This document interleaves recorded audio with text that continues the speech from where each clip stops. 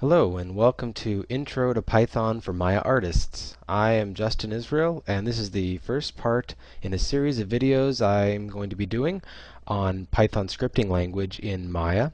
We might even be doing some other Python-based videos in some other languages, maybe Nuke, but for now we're looking at the Python series, and this being the intro course, this is really geared towards first and foremost artists who may have not ever seen Python before or have maybe played with the language a little bit, but really we just want to give you everything you need to start writing some code in Maya and solving some daily problems.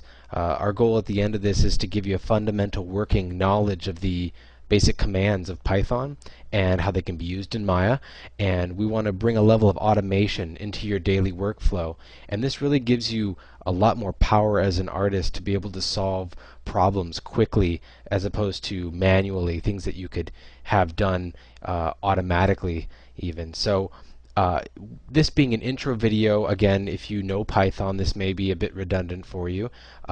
If otherwise, this is a good intro course for people who don't necessarily want the entire Python toolbox, but maybe just want a hammer and a screwdriver. So we're going to give you a hammer and a screwdriver.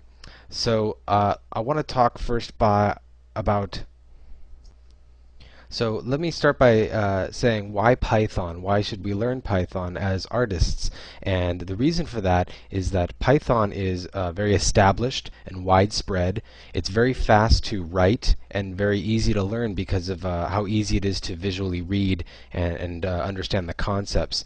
And it's also been introduced into Maya since I believe version 8, and a lot of other visual effects software packages are adopting it as the common scripting interface because it's cross-platform. Nuke, very heavily integrated into Nuke. Houdini, C4D, Blender, 3ds Max, Fusion adopted it. They used to have IonScript, and now they have Python built in, and a lot of other applications let you run it natively to control the interface and write tools and whatnot. So that's really why it's great to learn Python. It's just cross-platform. So that's really why it's so great to learn. It's cross-platform for so many packages. Now I want to talk about a real-world problem. So let's launch Maya, and you have to forgive me. We're in a slightly cropped view here, so we have a smaller Maya space. But what I want to do is present a real-world problem, and I'm going to bring up. So first, I'd like to introduce a real-world problem, something that we can start off by looking at, and then over the course of this tutorial, we'll be able to actually address the issue. And so I'm going to open up a project area, and we're going to include we'll include these scene files for you, so you can follow along with us. So in this intro, we'll have a lot more stuff here, but right now we have this Canon deck scene. And I'm going to go in here and I'm going to look at these scenes, and I've created two, but let's assume that this Canon deck scene was given to us by another artist and on his own machine, and he had it set up the way he wanted, and we took it from him and we organized it into a nice workspace. And I'm going to open this up. And what you can see is there's no textures showing up.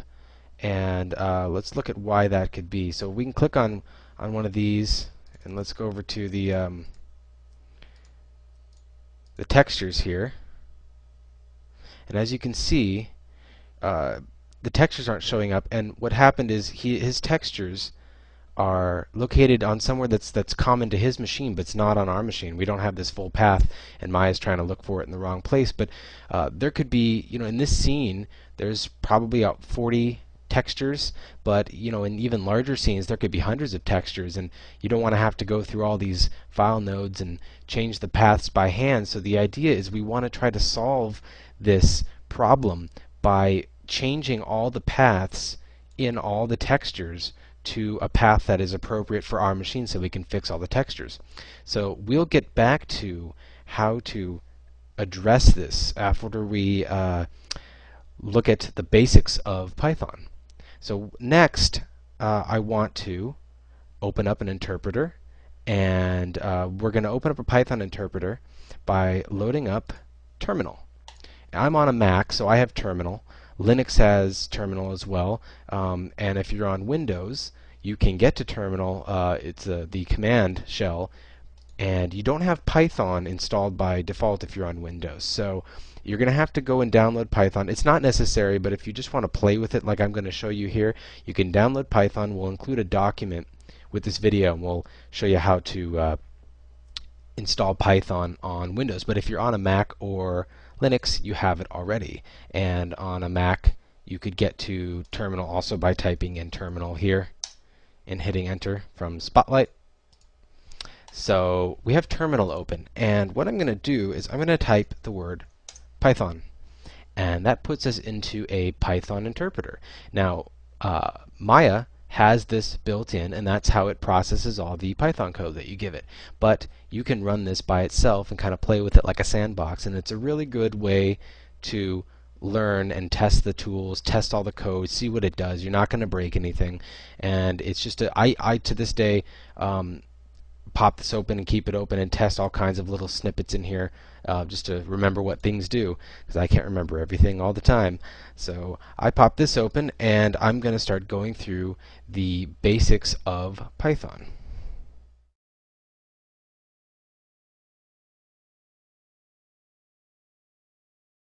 So to start with learning Python, and again, this isn't going to be a comprehensive A to Z Python lesson here. We're just going to give you, like I said, just the hammer and the screwdriver and the things you need as an artist, because that's how I want to gear this tutorial is an artist, only the things you need to get started. And as you go, you'll pick up more stuff as you find a need for it. You can always Google the specifics on Python or get a Python book, and so we'll get into that.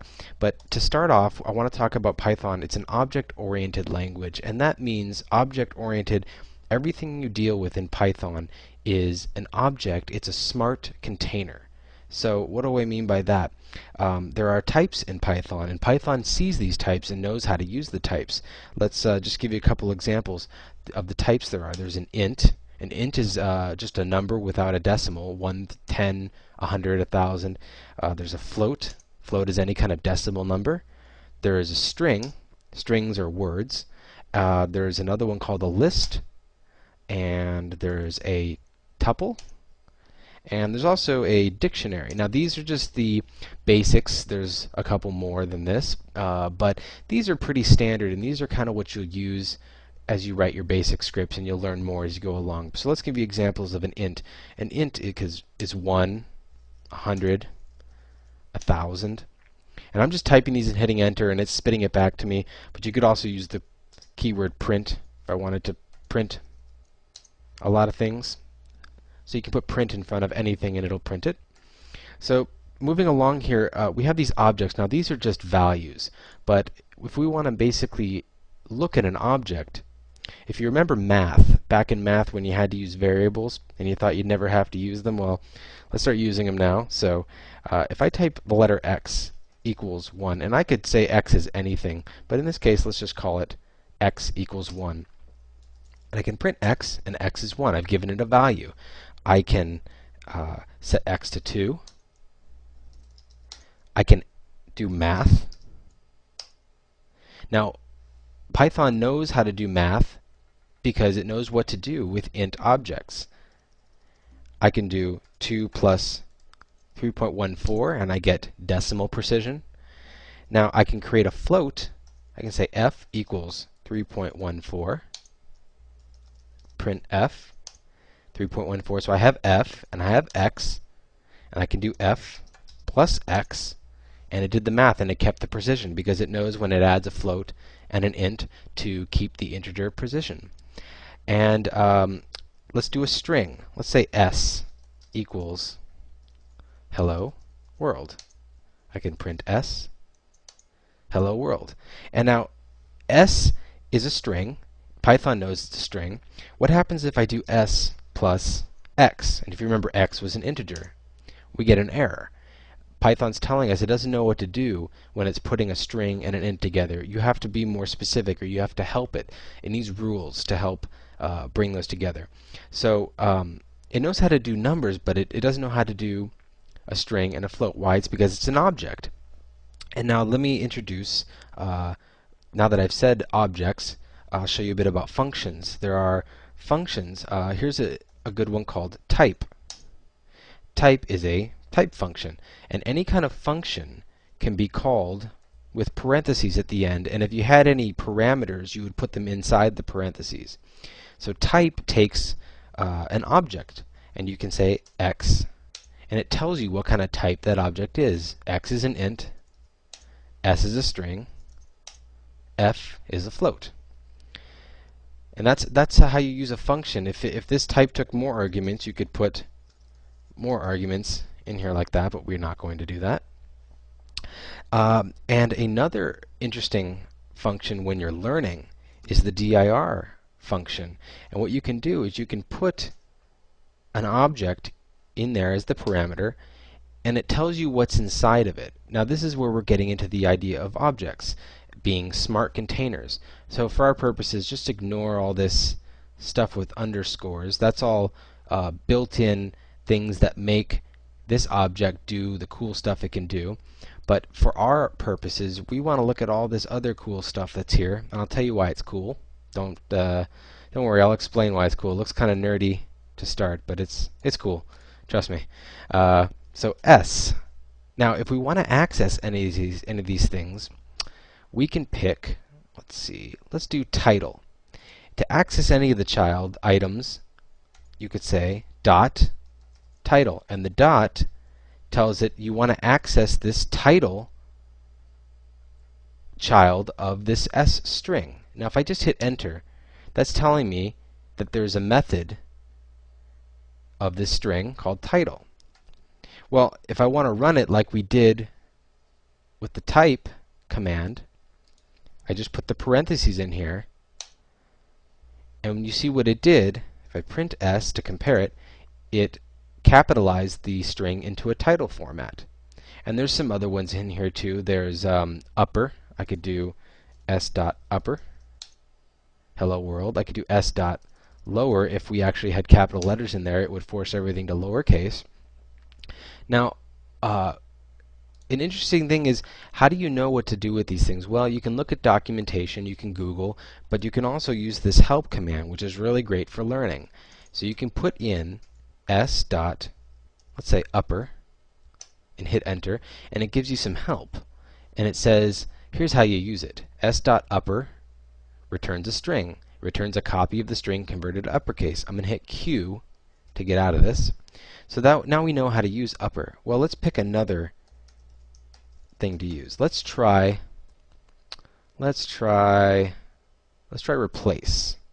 So I'm going to type replace and hit enter, and this tells us that replace actually takes some arguments. So replace needs an old string, a new string, and optionally how many times it should try and replace it, and it'll give you back a new string.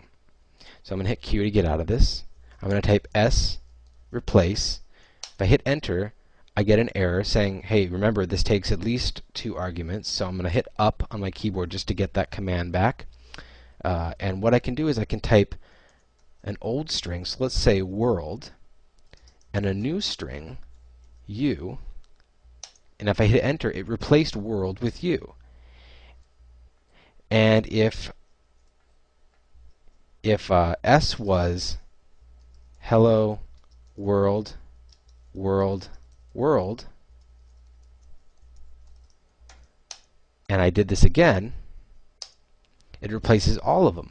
But you remember that optional one it said we could do? We could say only do it once, and it's only going to replace the world once or twice. So we've got this replace function, and it's actually called a method because it's a child of a string object. So that's the idea of object-oriented. This replace knows how to work on strings, and it's called a method of a string. It couldn't be at the top level because it doesn't know what to replace. It doesn't know if you gave it a list, a string. That's not how that works efficiently. So what we want to do is say replace this string, whereas a function is just one of these loose commands, type, help, things like that. So we've got the basics of objects and we've kind of looked a little bit at functions here. I'm going to go over a couple more variables here. Let's try looking at, we've looked at int, we've looked at float, we've got a string. Let's look at a list. List is pretty important. So a list, and I'm going to say my list, and I could say anything I want. I'm creating my own variable. It's just a label. It can be anything we want it to be. To do a list, you use these brackets, and you just put comma separated whatever you want inside here. I can even put a string. I could use the variables that we've already defined. And I can hit enter. And if I print my list, now I've got this list of items. And the thing that list can do, if we do our, remember our dir command,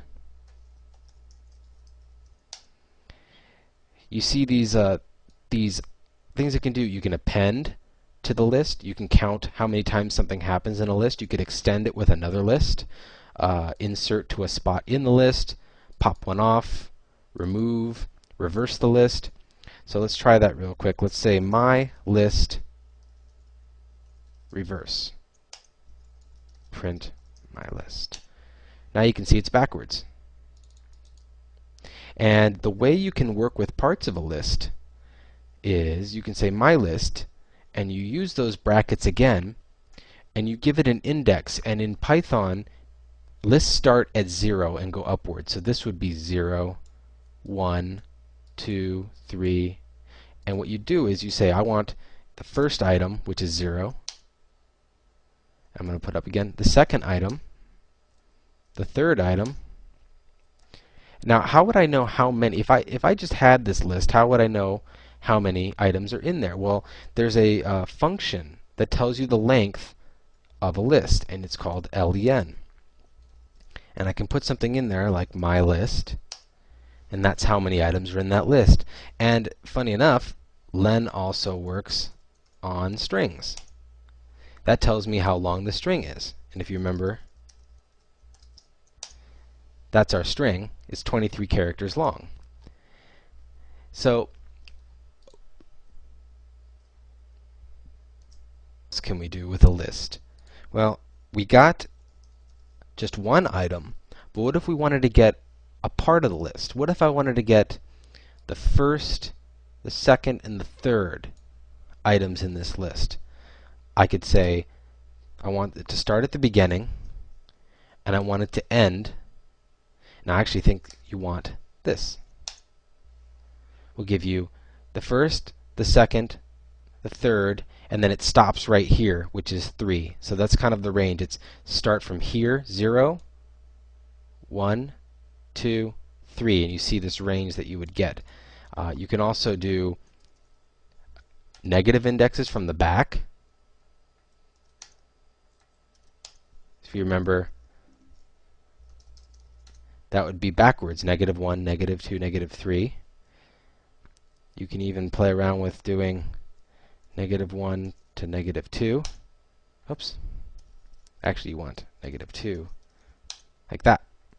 And you can get backwards ranges on the list. So this is a really cool way to contain a bunch of items and get pieces of them out.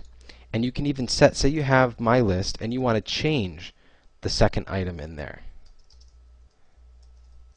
You can set the second item to a new value. Actually, that was the third item because it's 0, 1, 2. Alright, so that's the basics of a list. And if you notice, we were able to change the values of the list like that. And that means that that's a word called mutable. This list can be changed.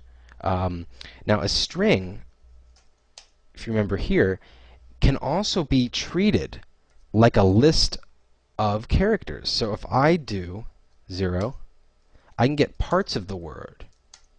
You see? I can even do a range and get pieces of that.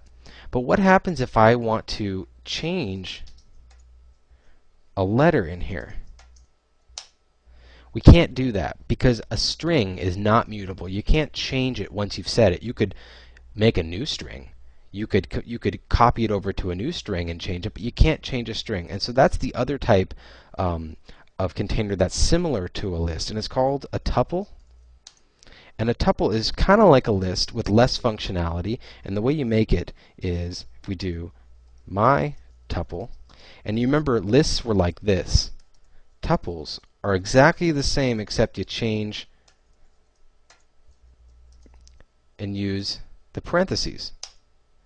And the only difference, if you look at my tuple, you'll see that it really doesn't have anything other than count and index that you can do with it.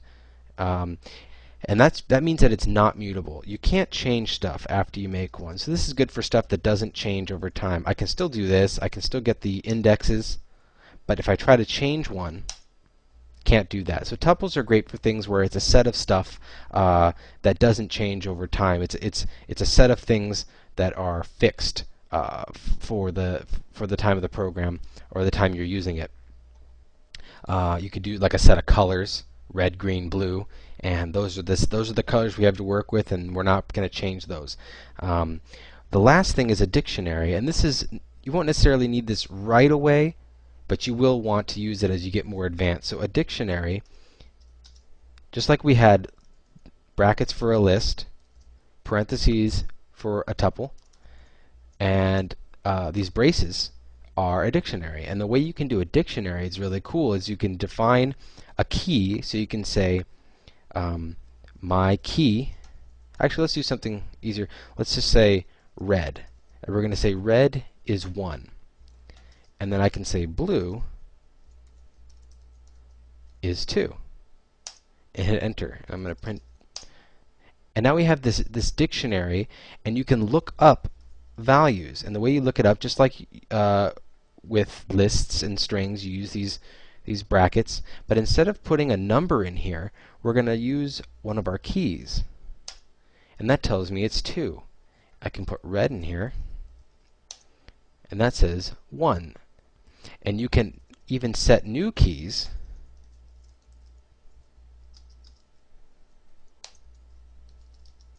Just like that. So this is a good way to store values that have associated words with them so you can look them up again. And you'll see that being used when we go into Maya. And so that takes care of the basic variables. And next we're going to show you how to do functions.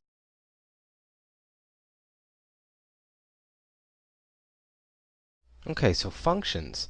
You've seen a couple of the built-in functions, like type, dir, help, and you've seen some methods too, methods that being the functions that are attached as children of objects. But we can make our own functions, and the way you make your own function is with the keyword def, meaning define, and we can define a function called, let's call it test. And just like you remember when you call it, you put these parentheses here, and you can put in your own variables, but let's not do that yet. Let's just end this with a colon. And in Python, when you type your code, it requires that you indent as you go. So that's how it tells the difference between blocks of code. So once I put this colon here and we hit enter, we can keep going with our command, and we hit tab, and now we're inside of our test function that we're writing. Some other languages use braces around here to tell you where it starts and stops, and doesn't care so much about tabs or spaces, but Python wants consistency with spaces. So I use tabs, and what I can do is I can print hello world, classic hello world, and hit enter, and then enter one more time to commit that. So I've created this test function, and you remember we call a function by adding the parentheses at the end, and if I do that, it prints hello world, because we told it to print hello world, and it doesn't really do much else than that. If I wanted to pass it a value, it gives me an error because this function doesn't take any arguments. We didn't tell it to. But we can make a new one that takes a variable. And now I've called it input. We can call it anything we want. It's a placeholder. It says that this first parameter that I've said I want will be called input inside my function. It doesn't matter what it's called outside, but when it's given to me inside this function, it's called input. And so I can say print input, and now when I run test2 and I say hi there. Hi there gets passed in as the input variable, and now I can work with it in here and print it. I can even do stuff like add, and I can say x, y, and I could print x plus y. Now if I do add 1, 5, it does it for me. And that's just printing. So the problem though is nothing is being saved when I'm printing here. This function is doing something and it's printing something, but I can't do anything with the result. So that next concept is the return value. I can have my function give me return value.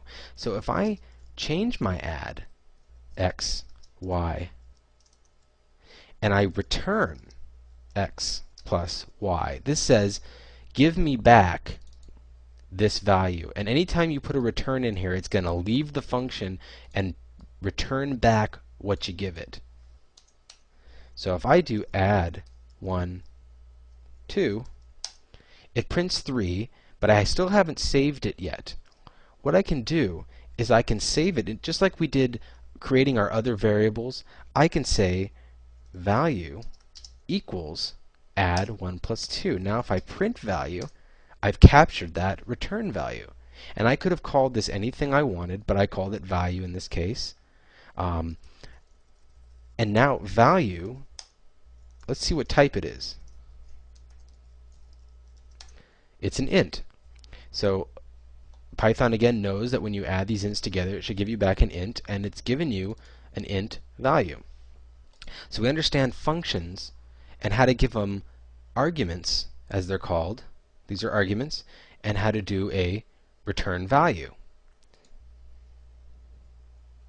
Let's try something a little bit more complex with a couple more lines in there. Let's create a new function, and we'll call it complex. It's complex for us because we're learning right now. And we're going to take a couple different values. We're going to take a number. We want a number, and we want a word, and we want let's just do a number and a word for now. And now let's add them together. So you remember before we tried to add a string and a float, and it gave us an error. It didn't know how to put them together. Well, what can we do here? Let me cancel out of this and try this one more time. I'm just going to go ahead and scroll through what I was talking about with creating a more complex example here. So remember when we tried to do word plus 1, and we got this error right here because it didn't know how to put together a word and a number. But we can you remember we have these functions for creating new objects, string, int, float, like this. And what we can do is it's just like a function where if I said float 1.3456 equals value, that's the same thing as saying 1.34. It's just a shortcut. So it's like having this float wrapped around, but we don't need it because Python is smart enough to figure it out. But knowing this, we can actually use it to convert one type into another type. So if we do this, if we do 1 and we wrap it in this string command, it converts that 1 into a 1 string. Now if we put these two together, you'll notice that it makes a new string. It first converts this 1 into a string, and then it knows how to add strings so that you get this new string. So that's how we can fix adding these types, by turning one type into another type.